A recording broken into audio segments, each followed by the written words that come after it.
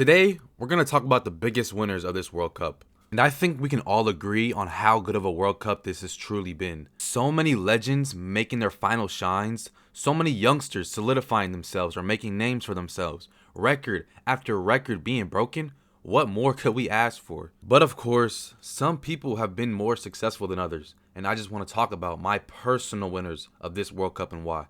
To get the obvious out the way, the entire Spain national team obviously are winners, because of course the winners of the tournament are gonna be winners. They are walking away with the main objective of the World Cup, which is the World Cup trophy. And I think anybody can tell you that this is by far the biggest achievement for any footballer out there.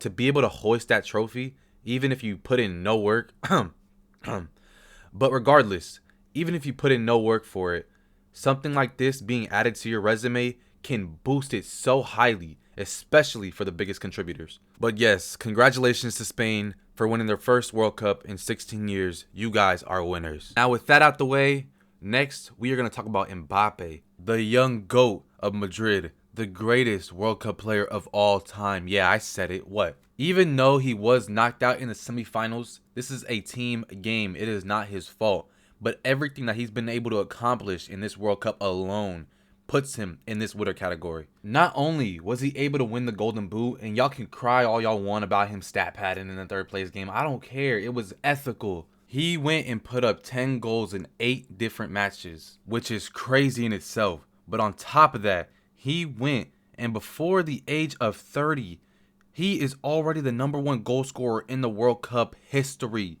And yes, I know that you've heard that time and time again, and it is being talked about, but I don't think people are really processing what we are seeing in real time. The closest person to Mbappe's record just played in his final World Cup game, ending with 21 goals, which is ridiculous in itself.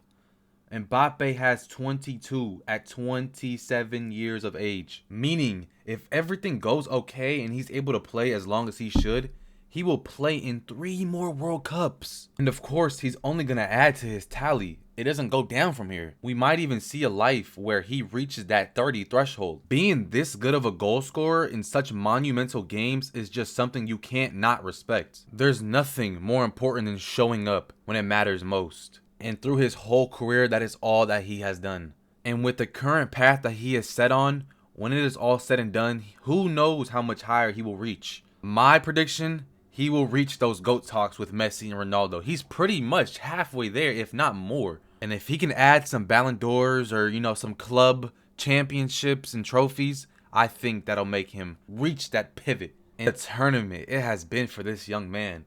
In his first World Cup, he puts up 7 assists in a single tournament, surpassing the great Pele's previous mark, while also playing a big role in France's Big Three, landing them to a semifinals where they ultimately fell to Spain.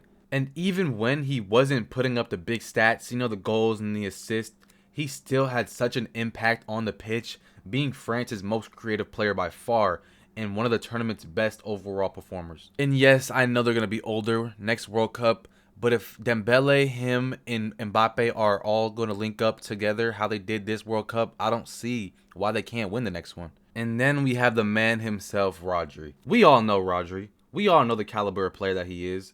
And without the big stats, he was able to win himself the Golden Ball as a tournament's best player. And whether you agree or not that he should have won this award, you cannot take away from the impact that he had for the Spanish team. Rodri is living proof that you don't need the goals, you don't need the assists to be recognized. Regardless of those stats, your work on the pitch will always be recognized when you're playing as hard as he has. Throughout the entire tourney, he was debatably the best defensive mid in the game, while also controlling games with his elite passing and decision making. And having somebody like this on the field with you, in the middle, putting you in these positions to be great, especially when you're a younger player, is such a God-given gift. And in the end of it all, he was able to help Spain win this year's World Cup, further defining himself as one of the best of his generation. And last but not least, I want to talk about Jude Bellingham. And I know some people are going to be upset about this, There's a lot of players that you can put in this spot, or any of these spots really. But with the criticism before the World Cup and the talks that he was being put in,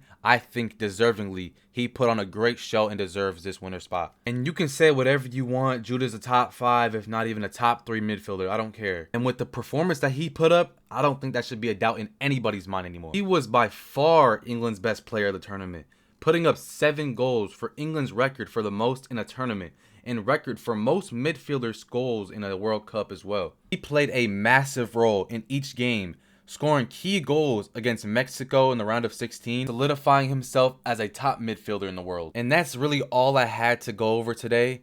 I know there's plenty of other winners this tournament. I know there are other great players that had phenomenal performances, but there's only so many that I can cover in one video. But that's all for me today. If you guys want the biggest losers next, or even a part 2 to the biggest winners, let me know in the comments, and I'm gonna catch y'all boys. See you on the next one.